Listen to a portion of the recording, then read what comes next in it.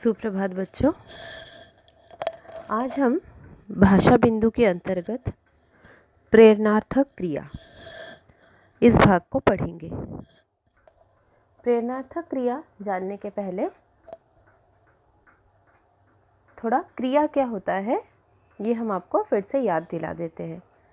वैसे तो सभी जानते हैं कि क्रिया का मतलब होता है कि जिस शब्द से किसी कार्य के होने या किसी कार्य के करने या किसी कार्य की स्थिति का बोध होता है उसे क्रिया कहते हैं। कुछ कार्य होना या कुछ कार्य करना या कार्य की किसी स्थिति का पता चलता है तब हम क्या कहते हैं, उसे क्रिया कहते हैं। जैसे उदाहरण देखिए, जयंत पुस्तक पढ़ रहा है। इस वाक्य में क्या कार्य हो रहा है बच्चों? इस वाक्य में जो है क्रिया हो रही है पढ़ने की, पढ़ रहा है।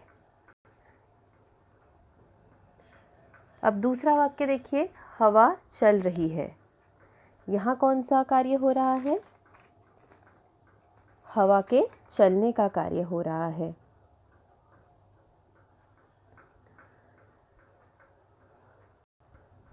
चल रही है, इससे हमें पता चल रहा है कि वहाँ क्या कार्य हो रहा है। तो इस प्रकार से जिन शब्दों से हमें किसी कार्य के होने का या कार्य के करने का या कार्य की स्थिति का बोध होता है उसे हम क्रिया कहते हैं। अब जो है देखिए, क्रिया के भी कुछ भेद है। तो क्रिया के हम मुख्य से जो भेद जानते हैं, एक तो है वो अकर्मक क्रिया और दूसरा है सकर्मक क्रिया। इसके जो मुख्य दो भेद है, अकर्मक क्रिया और सकर्मक क्रिया। लेकिन इन दो मुख्य भेद के अलावा भी क्रिया के कुछ अन्य भेद भी है।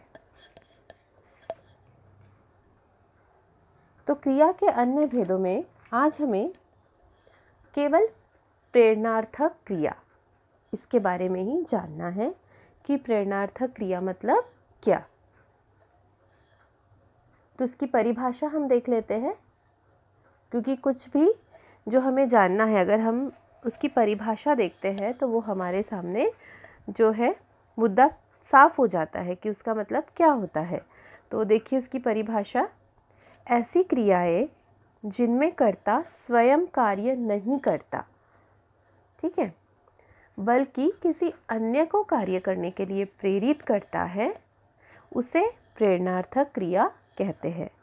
मतलब कार्य तो होगा, क्रिया शब्द इसके साथ जुड़ा है, मतलब वो कार्य तो होगा, लेकिन वो कार्य करने वाला वो खुद नहीं होगा जिसके बारे में वहाँ दिया है जो करता होगा, बल्कि वो क्या करेगा कि वो कार्य किसी और से करवाएगा, वो कार्य किसी और को करने के लिए कहेगा।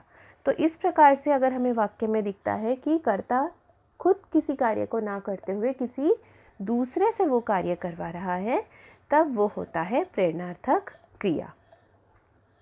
प्रेरणार्थक क्रिया के कुछ उदाहरण देख लेते हैं। उदाहरणों से आपको और अच्छे से समझ में आ जाएगा। जैसे कि पहला उदाहरण देखिए, पिताजी माली पौधों में पानी डलवाते हैं। दूसरा उदाहरण देखिए, मालिक ने उससे सामान मंगवाया। तीसरा उदाहरण क्या है? नौकर ने मुझसे पत्र लिखवाया। तो आप यहाँ जो डार्क जो दिख रहे हैं आपको शब्द, डार्क अक्षर में लिखे हुए जो आपको कुछ शब्द दिखाई दे रहे हैं, तो लिख रहा है यहाँ डलवाते हैं, मंगवाया, लिखवाया। तो इनमें क्या है? पिताजी खुद पौधे को पानी डाल रहे हैं, ऐसा है क्या? नहीं है, वो माली से डलवाते हैं। तो पिताजी ने वो कार्य किन से करवाया है? माली से करवाया है। फिर मालिक ने उससे सामान मंगवाया, तो मालिक ने भी सामान खुद नहीं लाया है, क्या किया है? किसी और से मंगवाया है। वैसे ही तीसरे वाक्य में नौकर ने भी क्या किया है कि खुद से पत्र नहीं लिखा है, उसने किसी और से वो कार्य करवाया है। तो इस प्रकार से जहाँ पर हम देखते हैं कि कार्य तो हो रहा है किंतु वो कार्य किसी और के द्वारा करवाया जा रहा है, तो ऐसी स्थिति में वो प्रेरणार्थक क्रिया के उदाहरण होते हैं। तो अब आपने प्रेरणार्थक क्रिया क्या है ये समझ लिया है। तो अब आपको यहाँ कुछ हम उदाहरण दे रहे हैं जिसमें आपको क्या करना है कि प्रेरणार्थक क्रिया को पहचान कर उसे अधोरेखित करना है। पहला उदाहरण, सुरेंद्र राधा से खाना पकवाता है। इस वाक्य में आप उसे अंडरलाइन करोगे जो भी प्रेरणात्मक क्रिया वाला शब्द है। दूसरा है, रामू धीरज से गाड़ी चलवाता है। तीसरा है, अध्यापक बच्चों से पाठ पढ़वाता है। चौथा है, सुनील अपने बेटे से काम करवाता है। तो इस प्रकार से आपको इन वाक्यों में जो भी प्रेरणात्मक क्रिया के आपको शब्द दिख रहे हैं उसे आपको पहचान कर अधोरेखित करना है।